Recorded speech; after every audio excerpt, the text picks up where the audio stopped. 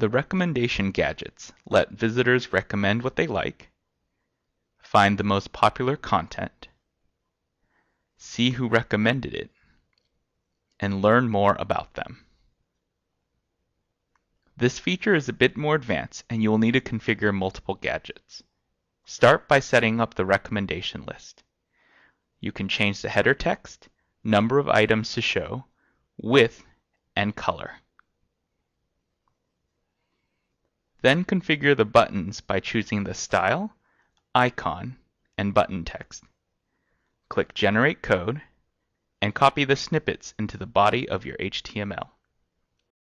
For advanced functionality, such as placing multiple buttons on one page, you can edit the code snippets directly. Go to google.com/friendconnect to get started.